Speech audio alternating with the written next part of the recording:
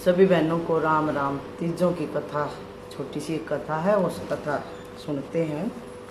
प्रथम गुरु वंदना करूँ, फिर मनाऊँ गणेश, मरु माता शारदा, कंठ करूँ परवेश, हरि हरि ओम। यह त्यौहार श्रावण मास के शुक्ल पक्ष की तृतीया को मनाया जाता है। उत्तरी भारत के सभी नगरों में विशेष रूप से मनाया जाता है। घर घर में झूले पड़ते हैं, नारियों के समूह गा गा कर झूला झूलती हैं। सावन में सुंदर से सुंदर पकवान, गुजिया, घेवर, फैनी आदि बेटियों के घर सिंधारा भेजा जाता है। बायना छोकर सासू माँ को दिया जाता है। तीज पर मेहंदी लगाने का विशेष महत्व है। स्त्रियाँ हाथों में मेहंदी से भिन्न भिन्न प्रकार के बेल बूटे बनाती हैं। तीजों पर मेहंदी रचाने की कलात्मक विधियाँ परंपरा से स्त्री समाज में चली आ रही हैं। स्त्रियाँ पैर में आलता भी लगाती हैं, जो सुहाग का चिन्ह माना जाता है। इस तीज पर नियमन बातों को त्यागने का विधान भी है।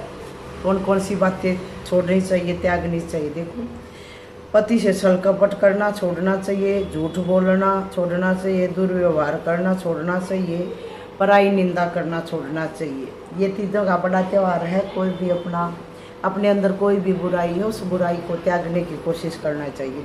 कहते हैं कि इस दिन गोरा वीराग्नि में तप कर शिव से मिली थी। इस दिन राजस्थान में राजपूत लाल रंग के कपड़े पहनते हैं। माता पार्वती की सवारी निकाली जाती है। राजा सूरजमल के शासनकाल में इस दिन कुछ पठान कुछ स्त्रियों का अपहरण करके ले गए थे, जिन्हें राजा सूरजमल ने छुड़वा कर अपना बलिदान दिया था। उसी दिन से यहाँ मल्ल युद्ध का रिवाज शुरू है। अब गांव-गांव में तीजों के त्यौहार पे झूले भी डाले जाते हैं। सारी बहूएं झूलने जाती हैं, सारी बेटियां झूलने जाती हैं, खूब अच्छी सिंगर कर ना। और फिर शाम के टाइम कुश्ती का प्रोग्राम भी किया जाता है। तो ये है छोटा सा एक छोटी सी परंपरा, एक छोटी सी कथा और सुनाती हूँ। इस दिन पार्वती माँ ने ये व्रत किया था। तो पार्वती माँ अपना व्रत कर रही थी। एक शिवलिंग बनाया पार्वती माँ ने नदी के किनारे, गंगा के किनारे, और उस पर जाके अपने 16 उपचारों से पूजा करी। तो वहीं पे कुछ गरीब औरतें थी, वो भी अपनी पूजा करने के लिए आई। सोने चांदी के थाल सजा कर वो भी पहुंची। उन्होंने सारे जैसे पार्वती माँ पूजा कर दी, ऐसे ही पूजा कर दी। तो उन सब स्त्रियों को देखकर भगवान शंकर जी ने, पार्वती माँ ने उनको अपना खूब सारा श्रृंगार दे दिया। उसको अपना जो उनके पास था वो सारा निर्धन वर्ग की औरतों को दे दिया। तो पार्वती जी को ऐसा करते हुए देखकर भगवान शंकर कहने लगे, तुमने सारा सुहाग रस तो निर्धन वर्ग की स्त्रियों को दे दिया है। अब तुम ये जो धनी वर्ग की स्त्री आई है, इनको आप क्या दोगे? तो पहले तो निर्धन वर्ग की आई, फिर वो धनी वर्ग की आगे औरतें। तो पार्वती जी बोली, प्राणनाथ, उन स्त्रियों को मैंने ऊपरी पदार्थों से बना रस दिया गया है, इसलिए उनका रस धोती से रहेगा। परंतु मैं इन धनी वर्ग की स्त्रियों को अपना उंगली चीर कर रक्त का सुहाग रस दूंगी, जो मेरे समान सौभाग्यवती हो जाएंगी। जब इन स्त्रियों ने पूजन समाप्त कर लिया, तब पार्वती जी ने अपनी उंगली चीर कर उस रक्त को उनके ऊपर छिड़क दिया। जिस पर जैसे भी छिट्टे पड़े, उनसे उसने वैसा ही सुहाग पा लिया। इसके बाद पार्वती जी अपने पति भगवान शंकर से आज्ञा लेकर नदी में स्नान करने चली गई। स्नान करने के पश्चात बालू की शिव जी की मूर्ति बनाकर पूजन किया, भोग लगाया तथा प्रदक्षिणा करके 2 कणों का प्रसाद खाकर मस्तक पर टीका लगाया। उसी समय उस पार्थिव लिंग से शिवजी प्रकट हुए और पार्वती को वरदान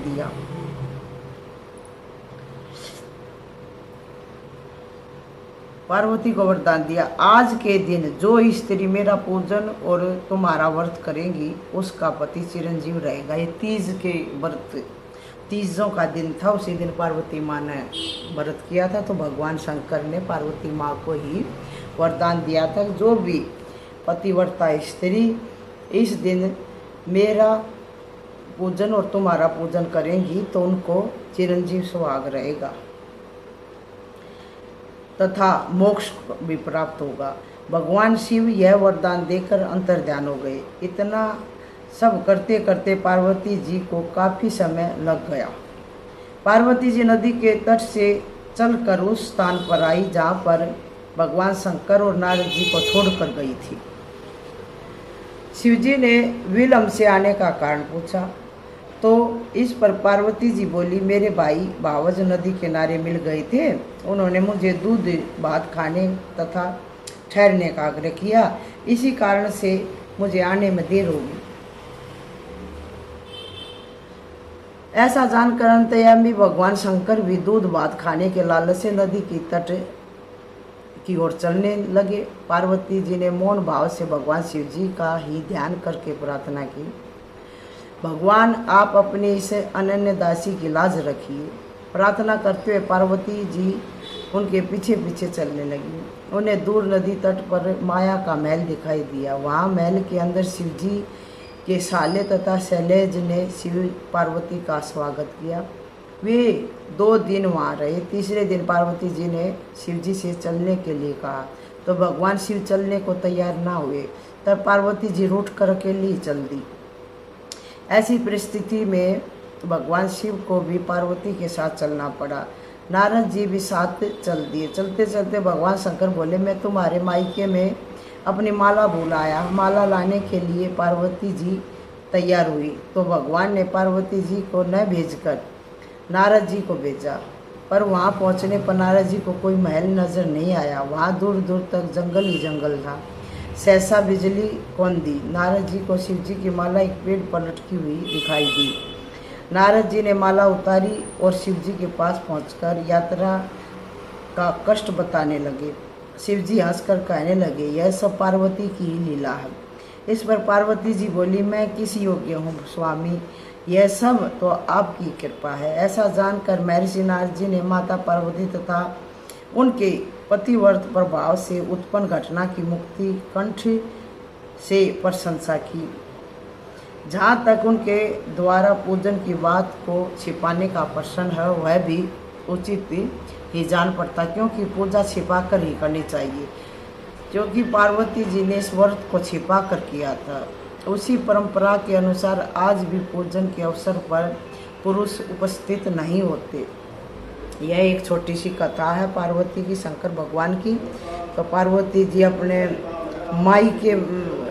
मायके की उनको याद आ गई थी, तो उन्होंने एक ऐसे ही चली गई थी नदी के किनारे, वहाँ पे तपस्या करने लगी। भगवान ने थोड़ी देर लगी, अब तो कहाँ गई थी, इतनी देर कैसे होगी। मेरे भाई भाभी वहाँ गंगा के किनारे मिल गए थे, तो मैं उन्होंने दूध भात खाने के लिए मुझे कहा, इसलिए मैं रुक गई। तो अब अपने मायके की बात बताओ, ससुराल में कैसे कहा। अपने मायके का अपमान तो बेटी नहीं होने देगी ना, इसलिए एक छोटा सा उन्होंने एक लीला बनाई। तो उसे झूठ का ही उसका सच झूठ जानने के लिए शंकर भगवान जाने लगे। तो पार्वती ने उनसे प्रार्थना करी, कैसे अपनी दासी की लाज रखो आप, इससे मैंने जो झूठ बोला उसको खोलो मत नारद जी के सामने। तो इसलिए मायके की बात ससुराल में नहीं करनी चाहिए और ससुराल की बात मायके में नहीं करनी चाहिए। दोनों घर पर भाई, दोनों घर ही स्त्री के लिए तो बराबर दोनों घरों की इज्जत है। इसका यही शिक्षा हमें मिलती है। तो सभी बहनों को राम राम।